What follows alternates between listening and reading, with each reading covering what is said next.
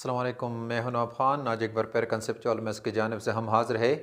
आज हम डिस्कस करेंगे क्लास 9 मैथ्स में जो तेवरा नंबर 11.1 है उसको प्रूव करना है। तो 11.1 क्या कहते हैं, चलो स्टार्ट लेते हैं।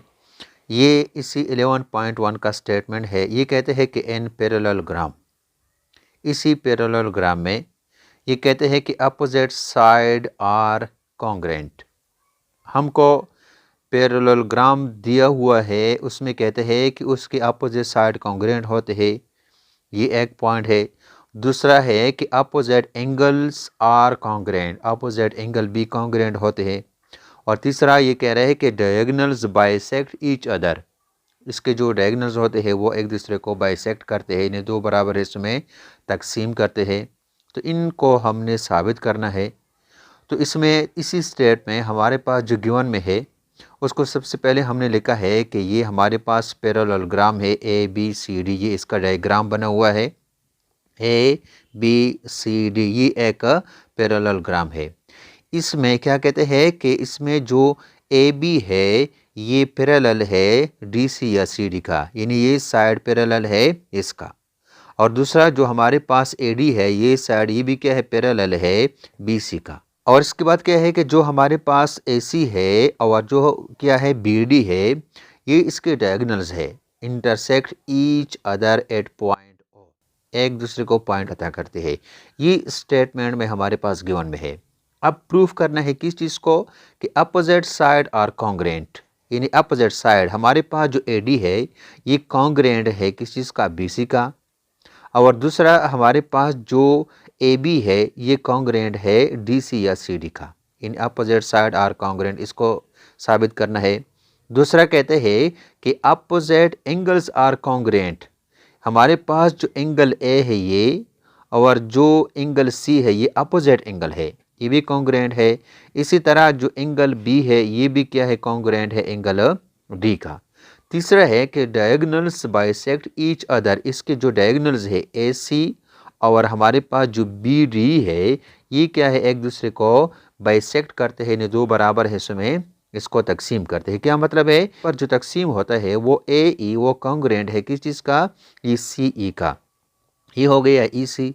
और दूसरा हमारे पास जो बी ई है ये वाला हिस्सा ये कॉन्ग्रेंट बराबर है ई डी का, इसको भी हमने साबित करना है।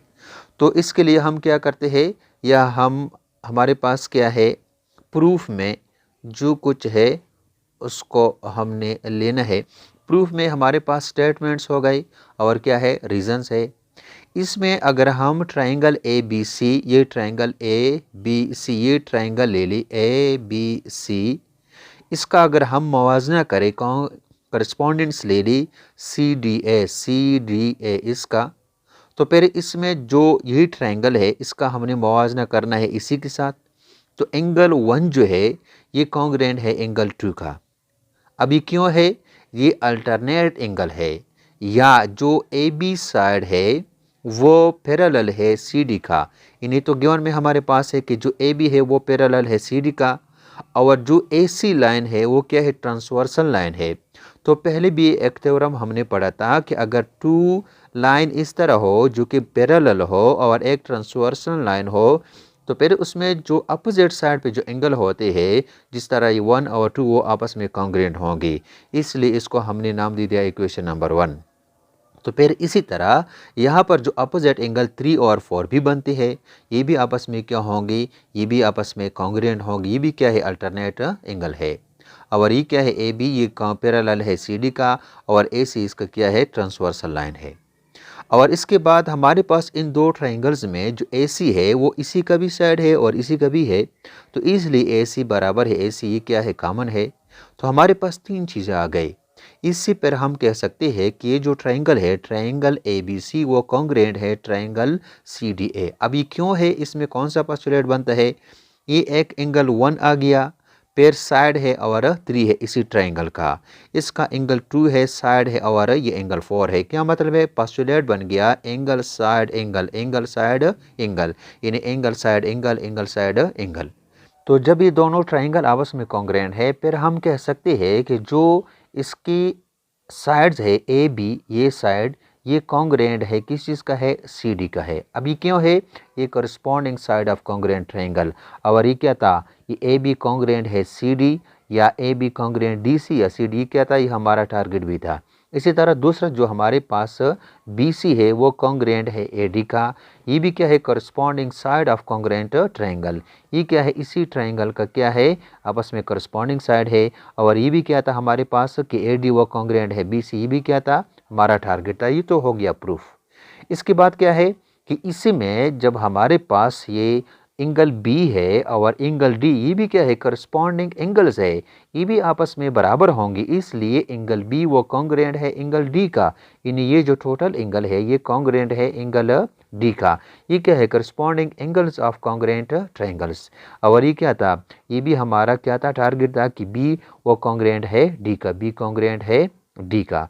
और इसके अलावा ये जो हमारे पास इक्वेशन फर्स्ट और सेकंड थी, इसको अगर हम क्या करें, ये ऐड करें, ये क्या है, 1 और 4 को अगर हम ऐड करें, इसी तरह 2 और 3 को अगर हम ऐड करें, तो फिर हमारे पास वो एंगल 1 और प्लस एंगल 4, ये जो हमारे पास है ये क्या है, ये कॉन्ग्रेंट है एंगल 2 और 3। ये क्या है, ये from equation first and second, या एडिंग क्या है, इक्वेशन फर्स्ट एंड सेकंड।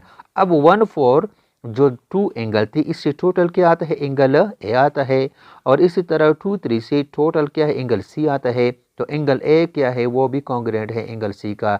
ये क्या था, ये भी हमारा टारगेट था। क्या कहते हैं कि अपोजिट एंगल्स आर कॉन्ग्रेंट, ये भी साबित हो गया। ये अपोजिट साइड आर कॉन्ग्रेंट, ये भी साबित हो गया। अब बाकी ये है कि डायगोनल बाइसेक्ट ईच अदर। तो क्या मतलब है कि ए ई वो कॉन्ग्रेंट है ए सी का। इसी तरह अगर हम ये ट्राइंगल ए बी ई, ये क्या है, ए बी ई, ये ट्राइंगल ले ली ए बी ई। दूसरा ट्रायंगल है सी डी ई, ये ट्रायंगल, इन दोनों का अगर हम कंपैरिजन करें तो फिर इन दोनों में हमारे पास जो ए बी साइड था वो क्या था, सी डी के बराबर था। इसको हमने पहले प्रूव किया था कि ए बी जो है वो क्या है, सी डी के बराबर है। और इसके अलावा जो एंगल कौन सा है, ए ई बी, ये एंगल ये कॉन्ग्रेंट है सी ई डी का। क्यों ये कॉन्ग्रेंट है, ये 2 लाइन आपस में एक दूसरे को इंटरसेक्ट करते हैं। ये क्या है, वर्टिकल एंगल है। ऐसे एंगल जिसका एक वर्टेक्स पॉइंट क्या हो, कॉमन हो, उसको वर्टिकल एंगल कहते हैं। वो आपस में क्या होते हैं, कॉन्ग्रेंट होते हैं। तो ये क्या है, वर्टिकल एंगल आर कॉन्ग्रेंट। इसके अलावा इस ट्रायंगल में जो एंगल 1 था वो क्या था, एंगल 2 के बराबर था। ये भी क्या है, अल्टरनेट एंगल है, या पहले से हमने इसको क्या था, ये प्रूफ भी किया था। तो इसके बाद क्या है हमारे पास, हम कह सकते हैं कि ये जो ट्रायंगल है ए E B C E D, ये भी क्या है, आपस में कॉन्ग्रुएंट होंगे। क्यों, ये इसमें जो पोस्टुलेट बनते हैं, एक एंगल ये हो गया, दूसरा एंगल ये है, और तीसरा क्या है, साइड है। यानी इसका मतलब ये है कि क्या है, एंगल एंगल साइड, या एंगल एंगल क्या है, साइड, या साइड एंगल एंगल, या क्या है, साइड एंगल एंगल। तो ये क्या है हमारे पास, यहाँ पोस्टुलेट हो गया। जब ये दो ट्रायंगल आपस में कॉन्ग्रुएंट हो गए तो इसका मतलब ये है कि इसके जो हमारे पास ए बी ये साइड है, अब ये कॉन्ग्रुएंट है किस चीज़ का, इसी का। यानी ये साइड क्या है, इसी की क्या है, कॉन्ग्रुएंट है। और ये क्या था, हमारा टारगेट भी था कि ए ई जो है वो क्या है, कॉन्ग्रुएंट है इसी। यानी डायगोनल बाइसेक्ट ईच अदर, ये बराबर जब हो गए तो ये क्या क्या बाइसेक्ट करता है।